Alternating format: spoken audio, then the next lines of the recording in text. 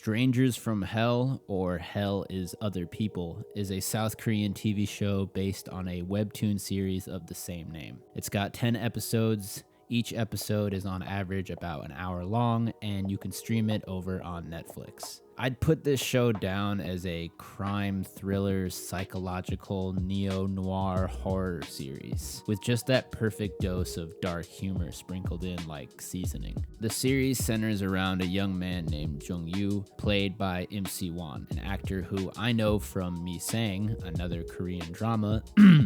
Feel free to check out my review for that series after this if you're interested. It's an amazing show. Anyways, the story in this show follows Jung-yu, who has just moved from his small town to the city of Seoul in order to start an internship at a company, and has found a very cheap residence to live in called Eden Residence. It's run down, cramped, and on top of that, the other tenants there are pretty weird and somewhat suspicious. When strange and creepy things start to happen at the residence, Jung-yu becomes increasingly anxious, paranoid, and afraid. The acting is top-notch, with a standout performance from Im Si-won, who pulls off the emotional and psychological trajectory of his character perfectly and really brings Jung-yu to life. Let me put it this way.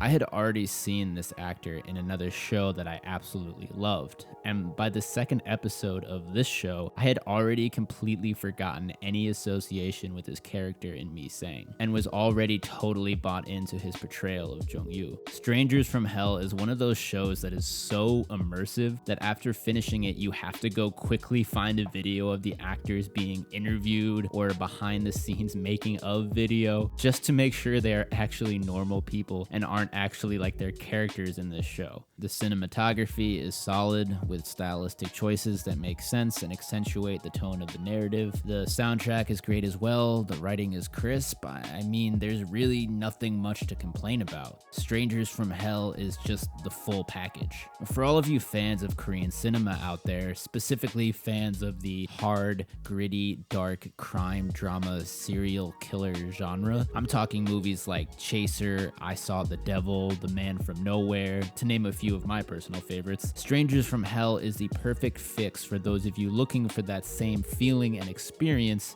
in a series format. So I mentioned before how immersive the show was, and I just want to expand on that a bit more.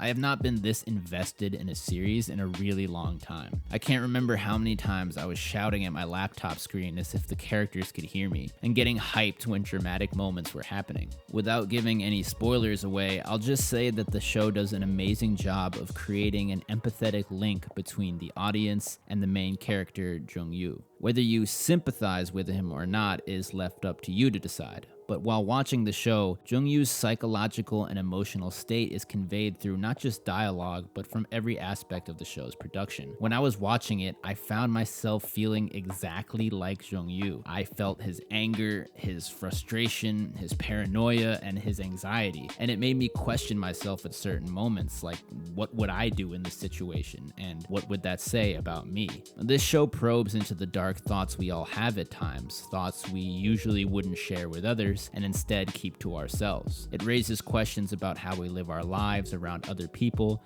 our perceptions of strangers, and how those perceptions or assumptions construct our own subjective reality, and also how it affects those people themselves. This commentary is mirrored by the show's actual story and its way of telling it. It weaves in this thread of uncertainty and ambiguity that causes you to always be questioning what's real and what isn't. And this is evident from the beginning of the show to its conclusion.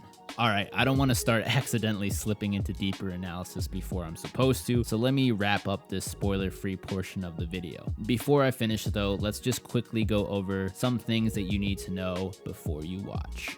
First, this is pretty redundant at this point, but just to clarify, the show is dark and it only gets darker as it goes on. It also has its fair share of violence. However, the show puts more of an emphasis on its psychological and social commentary than it does on trying to be scary. So don't watch this show if all you're looking for is to be scared. Be ready and willing to think about this one. On the other side, for me personally, I was never really scared watching it, but even so, some of you might find it scary or disturbing, and if that's not what you're into, then you should probably steer clear. Also, for those of you who hate jump scares, there aren't that many. And you can trust me on that because I absolutely can't stand them. And yeah, it wasn't really a problem for me.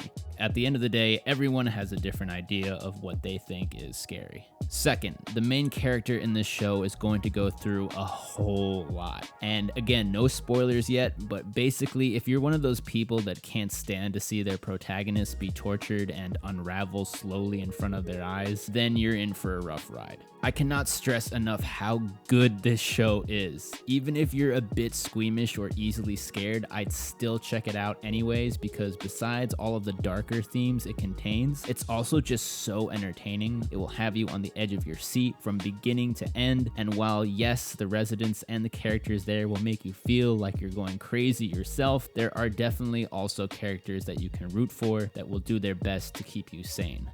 Alright, that's gonna do it for the spoiler-free portion of this review. I hope you enjoyed, and if you haven't seen this show or heard about it before, hopefully I made a good enough case for you to go check it out. Thanks for watching. Make sure to like and subscribe if you think I earned it. Really helps me out as a microscopic YouTube channel. We're now gonna go into the deep dive analysis, which does contain spoilers.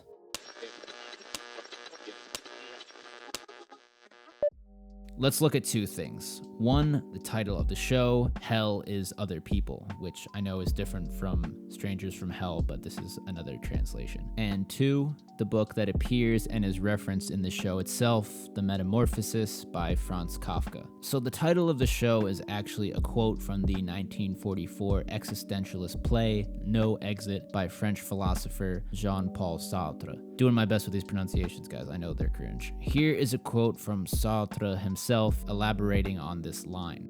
Hell is other people has always been misunderstood. It has been thought that what I meant by that was that our relations with other people are always poisoned. They are invariably hellish relations. But what I really mean is something totally different. I mean that if relations with someone else are twisted, vitiated, then that other person can only be hell. Why? Because when we think about ourselves, when we try to know ourselves, we use the knowledge of us which other people already have. So basically what Sartre is saying is that to an extent we are all trapped or imprisoned within what other people think of us and how they see us. Your perception of who you are will always be influenced and affected by what other people say about you. If you want to learn more about the play, definitely go look it up. It's really interesting, and although it came out in 1944, it is still incredibly applicable to today. Social media and how we use it is basically a digitally amplified manifestation of this concept. And okay, all right. So then we have The Metamorphosis, written by Kafka, which again, I am completely unqualified to talk about in any kind of depth. I haven't read it. I have never studied philosophy, but for the sake of this analysis, I did the standard college freshman level minimum research. Basically, all I want to use for this analysis is one of the main themes of the story, which is alienation in the modern age. Here is a quote from a website I found. The overarching allegory of The Metamorphosis is the idea that modern society isolates humans from one another.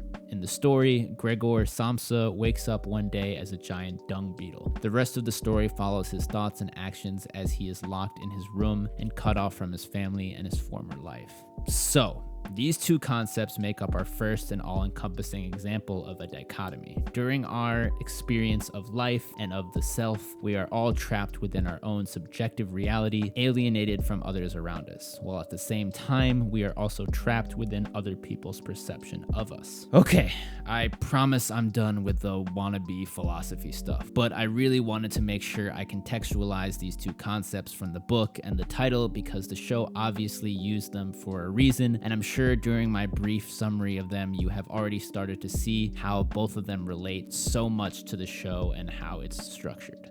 So now that we have all that info, let's dive into the analysis of the show. We can recognize these philosophical influences pretty easily once we're looking for them. Jung-Yu is a protagonist that becomes more and more isolated from those around him as he descends into darkness, while at the same time this descent is in part the result of other people's perception and judgment of him, and in Moon-Jo's case, evil plans for him. Then there's our role as the audience. By Jung-Yoo being the narrator of this show, we are bound to or trapped within Jung-Yoo's perspective and subjective reality as the protagonist. At the same time, we are also given an omniscient view of everyone else in the show, and so we see this buildup of other characters' opinions or perceptions of Jung-Yoo. This subjective experience for the audience is signaled in the very first minutes of the show. The idea of this being his story is revealed to be literally manifested within the show as Jung-Yoo tells us that this was a novel I began to write while I lived in this residence. This is the first sign from Jung-Yoo and the show that we are not experiencing a completely objective reality, but one that is affected and merged with Jung-Yoo's reality, represented by his writing, his novel. First, let's just list some of the smaller but effective examples of this blending of reality between Jung-Yoo's subjectivity and the reality of our overall experience watching the show. One is through dreams. There are many scenes where Jung-Yoo is seen going to sleep right before something happens somewhere else. This is a subtle suggestion that, hey, maybe that was actually in Jung-Yoo's dream. Maybe it didn't actually happen. Sometimes the show clarifies for us one way or the other, but sometimes it doesn't. Sometimes we're just left with that slight doubt. Another way is through his writing. This happens more earlier in the show, but we see Jung-Yoo begin writing and then cut to something else happening with another character that he seems to be writing about, as if they are merely a character in his book.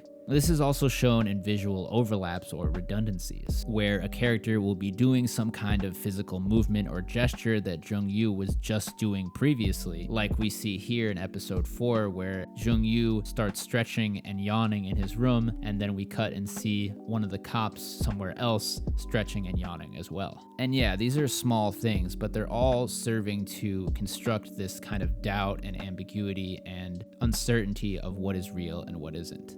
So this takes us to the main example of what the show uses to convey this kind of blending, which is those divergences from reality that Jung-Yoo and by extension the audience experiences throughout the show. If you guys remember, they start popping up right from the first episode. Jung-Yoo tries that contest on the street where the grand prize is you can win a free laptop. He doesn't get the grand prize, but when he goes back to try a second time, he briefly imagines that he won, that he hit that precise small area that seems almost impossible to hit. It's brief, it's not a big deal, but it's our first experience of what is going on in Jung-Yoo's mind, and it's a fair warning that his fantasies will be conveyed to us visually as part of the narrative, as if it were real.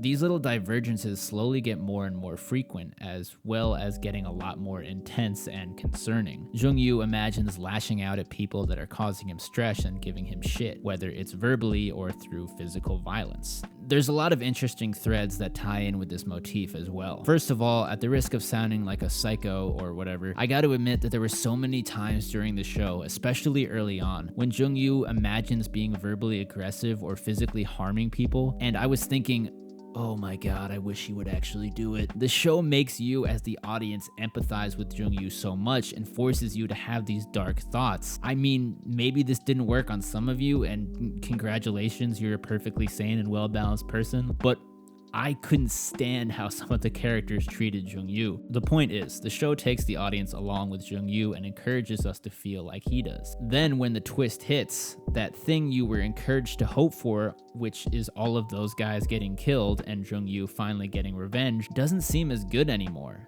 And you realize how the show manipulated you, much like Moon-jo manipulates and grooms Jung-Yoo into wanting to see violence and wanting to see those people get what's coming to them. And this is why the twist, although it's one you are given ample warning of in advance, is still really impactful and powerful. Because it's not just about making you realize, oh shit, he was the killer all along. It's also when you realize how your own perception and experience of the show was affected by Jung-Yoo's subjective narration, and how we were urged by the narrative to want violence and killing. And that's like pretty fucked up to do to us, right? But okay, back to the divergences. This motif is really just one big foreshadowing and build up to the biggest divergence, which happens at the end of the show, where Jung-Yoo completely separates his dark side from his normal side in his mind. The version of himself that is a killer in waiting, which at first only lived within the pages of his writing and in his mind to start with, finally has come into reality and taken over. We can see the characters in the residence as not just real people who are themselves murderers, but also as symbolic objects for Jung-Yoo to project upon. All of of the darkness within Jung-yu that he tries to suppress is projected upon these residents, who can all be seen as part of his inner psychological state. You can see throughout the show as Jung-yu spends all this time away from the residents being judged and told who he is, and then watch as he comes back home to the residents and does the same to the people there, judging them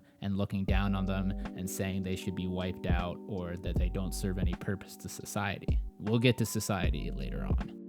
So we've got the philosophical dichotomy of being trapped and isolated in our own subjective realities, but at the same time being trapped within other people's perceptions of us. We've got this blending of reality and inner fantasy or desire from Jung-yu, but similar to this, we also have a subtle commentary on art imitating life and life imitating art. Just as there are multiple examples of Jung-yu seeming to have an effect or influence over how the story goes or how characters act through his writing or role as narrator, there are also instances where the inverse occurs. Going back to that scene with Jung-yu and Moon-jo on the rooftop, there is a pretty interesting point in their conversation where they are discussing the killer in Jung-yu's book and how he feels when he chokes his victims. Jung-yu originally describes it as the killer liking to see the victims fade away or their body temperature leaving and slowly becoming cold or something. But then Moon-jo suggests maybe the killer feels like they are burning up in a blaze instead. And Jung-yu seems to like that better, implying that he is going to change that part in his book. This could also be a reference to the trajectory of Jung-yu's character and how Moon-jo sees him. While we, as the audience, might see the story as Jung-yu's goodness and sanity fading away as he transforms into a killer, Moon-jo sees it instead as a burning up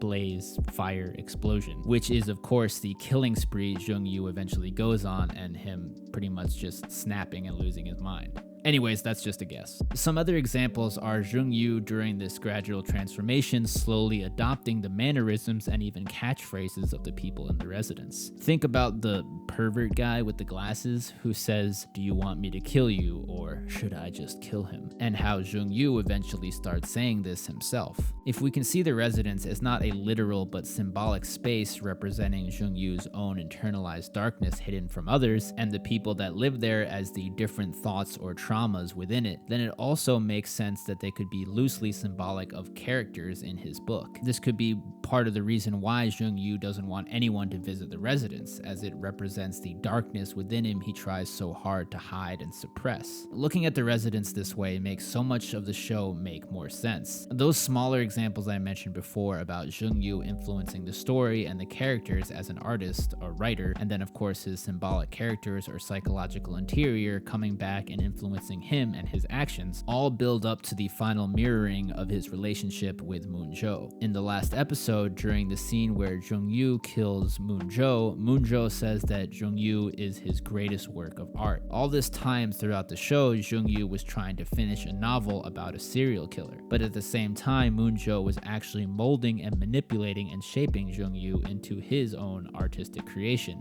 a serial killer. In episode 8, Moon-jo tells Jung-yu, "What am I? A dentist who lives in a residence or a serial killer from a crime novel? I can be anything you want." And this is a direct reference to this complex dynamic between their characters. Moon-jo was both the killer from Jung-yu's novel, but also in a way was the author of Jung-yu's own transformation into becoming the very thing he was writing about. When Jung-yu kills Moon-jo and all of the other people at Eden, we are first shown a fantasy version of what happens in Jung-yu's mind. These smaller divergences have all led up to this massive one. All of the residents killing each other in his fantasy is like a symbolic representation of Jung-yu's own mind, all of the different parts destroying each other internally, a metaphor of his complete snap, of his final breakdown, as he becomes a psychotic killer from a crime novel.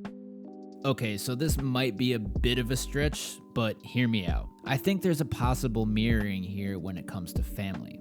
As we see in the show, or rather don't see, Jung-yu's past with his family is left largely unexplained. We know he left his home to come to Seoul to work. We know he came from a smaller town, and as the show goes on, we get other kinds of hints and bits of info. Some of this comes through things he says to other people, and also through the few times he talks to his mom on the phone. Eventually, it is pretty much confirmed that he came from a pretty poor background and lived in poverty. In the last episode during his narration, Jung Yu says he thought that his life before the residence was hell, living in dire poverty, my brother who drags me down, my poor mom, and the army and college. I think that Jung Yu was deeply ashamed of his background and his upbringing, and wanted desperately to separate himself from that life, which is why he moved to Seoul, to escape that part of himself. If you're on board with the residents and the people that live there being symbolic of Jung Yu's psychological interior, then it makes sense when you think about the ending and his attitude towards the people there that whole time. If you think about it, Miss I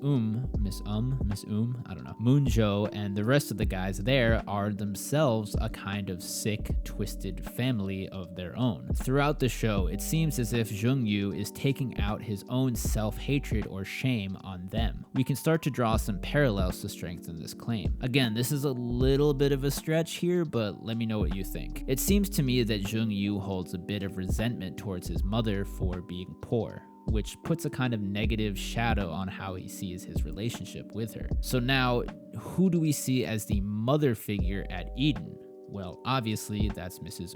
I gotta be honest, I can't find direct parallels for other characters there.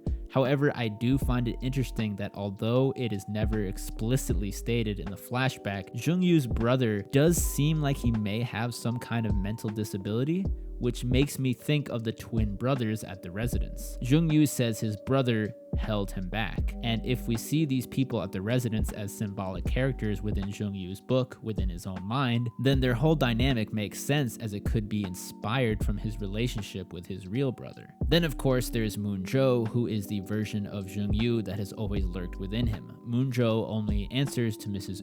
the entire show, but at the end, at least in Jung Yu's fantasy, it's Moon-jo that kills Mrs.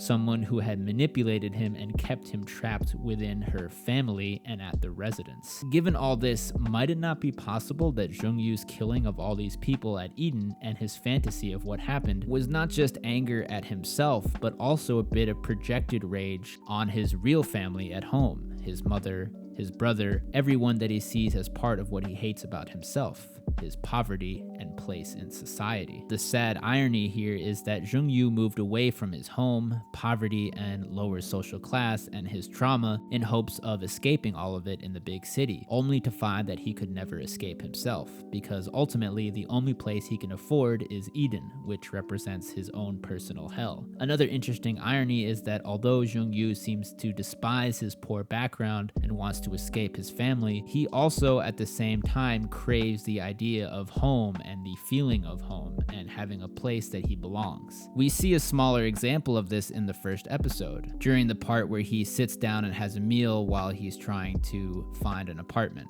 The meal he has is called gimbap, and sorry for the pronunciation, I know I probably butchered it, but if we remember at the last episode when we have the flashback of him and his mother and his brother in their home before he leaves for Seoul, his brother is eating the meal that his mother made for him. Maybe I'm wrong, but it looks like the same exact meal, the gimbap. And so this is a cool reference to him wanting to feel like home in the big city of Seoul, eating the same meal that his mother prepared. There are also other small references made to things feeling like home throughout the show. So there seems to be this conflicted relationship Jung Yu has with his past and his background. On the one hand, he wants to escape it, but on the other hand, he is inevitably tied to it as well.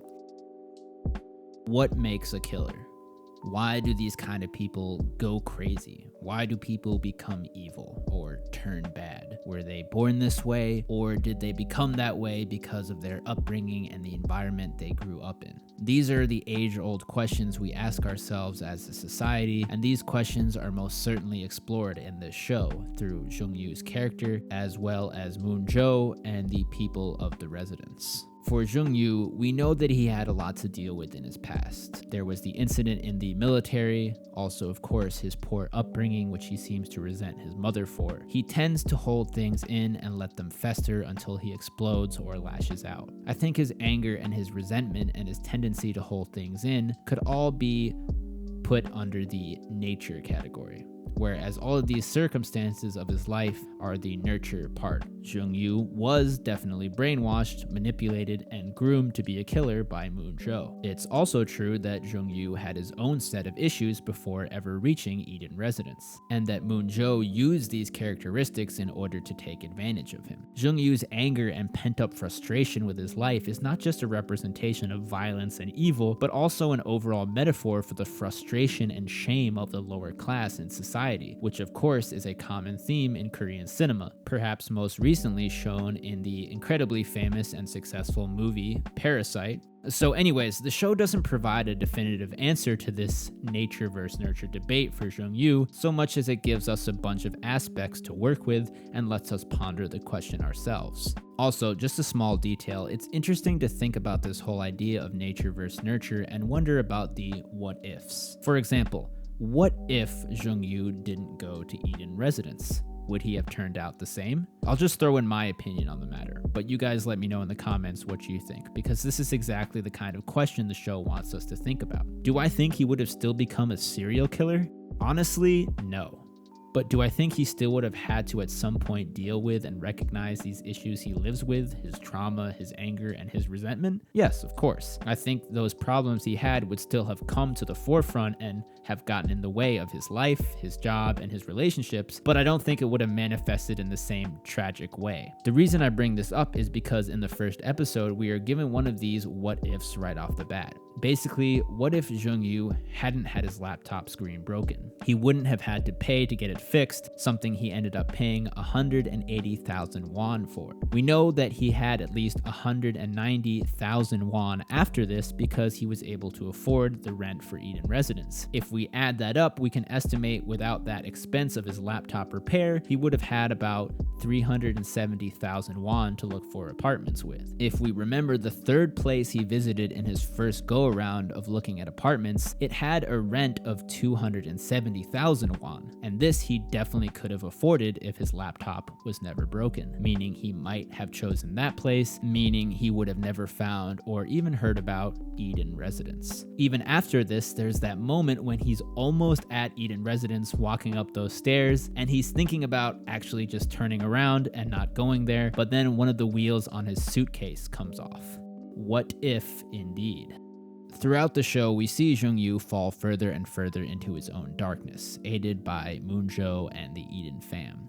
During this time, the other characters around Jung-yu that are supposed to be his support system, like Ji-yoon and Jae-ho, are all pretty harsh on him and brush off all of his complaints, his concerns, and his fears by either scolding him for making a big deal out of it or just sort of ignoring it. I'm sure some of you that watch the show will know what I'm talking about when I say that I became so mad at these characters during the show. And yes, I know Ji-yoon and Jae-ho eventually did change their tune. They recognized something was truly wrong with Jung-yu and they tried to help him, but really it was only after it was way too late. So clearly I'm just going on a rant here. But the reason I wanted to do this is because this is how a lot of us, I assume, felt while we were watching the show. And it's such a good segue into explaining and identifying this theme of classism, because I think the attitudes of these characters aren't just the result of the writers making them shitty people just to piss us off, but because it's just yet another symbolic component in this commentary of classism and poverty in society. If we think about Jung-yu representing poverty and lower class as well as the residents, and we see Jae-ho and Ji-yoon as either people of higher status or people who have bought into the hierarchy and are in the process of climbing it, then their attitudes towards Jung-yu and his problems with the residents is similar and can be paralleled to the elite's view of the poor, that they should just learn to deal with it and stop being so weak, or that they dismiss it and don't care at all. Also remember that statement before by Ji-yoon to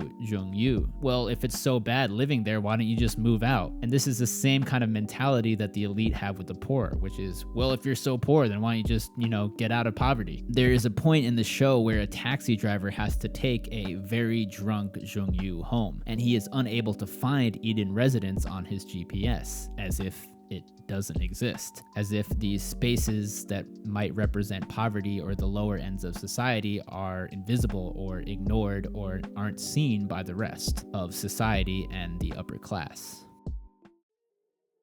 So as I've explained in earlier portions of this analysis, the ending to me made a lot of sense and was carefully built up during the progression of the show's plot arc. We could see Jung-yu spiraling out of control, we could see Moon-jo grooming him to become a serial killer, and we were fed hints and warning signs that our narrator could be unreliable. So I've already bit by bit gone over different aspects of the ending and its connections to the overall commentary and themes of the show as a whole, but I wanted to also touch on this one last concept. When Jung-yu is having his conversation with Moon-jo after he defeats him, a conversation that may or may not have happened in his head, by the way, Moon-jo says that there is no reason why he did the things he did, and claims that it was just instinct, that it's human nature to chew each other out when we are with one another. Now, of course, everyone has their own beliefs on what human nature is, but I found this interesting because I don't really buy it, especially coming from Moon-jo. Yes, it's true that he did a lot of awful and evil shit in his life, like killing people and eating people, so that would seem to support his statement that people just want to kill and chew each other out. At the same time, however, he was also part of a family himself, however dysfunctional and twisted it was. We know he came from an orphanage. We have no idea how he came to be there, but we know Mrs. Was the one to take him in and raise him and make him part of her sick, twisted family and her plans. We know that these people, this family, moves around from place to place, as they reference several times, and that one of their goals is to try to find others like them and to groom them to become one of them, part of their family. Look, I'm not trying to say you should feel sorry for Moon-jo. I'm simply offering this interpretation of his character to point out that underneath his line about human nature is to chew each other out, I don't really think he believes that. And if he does, then I don't think it's something he actually wants. What he wants is what everyone else wants, to feel like they belong somewhere, to belong to something, and to have others to interact with and relate to. And it's not hard to see how this life that he leads and who he is has caused him to be extremely isolated in modern society. In Jung-yu's case, we see that isolation throughout the show for him, through many different examples which I already went over, but I'll throw in one last one. Did anyone else start getting irritated with how long it took Jung-yu and Ji-yoon to actually meet up once he got to Seoul? Like, every time they tried, work kept getting in the way. They don't actually end up seeing each other face to face until episode 4.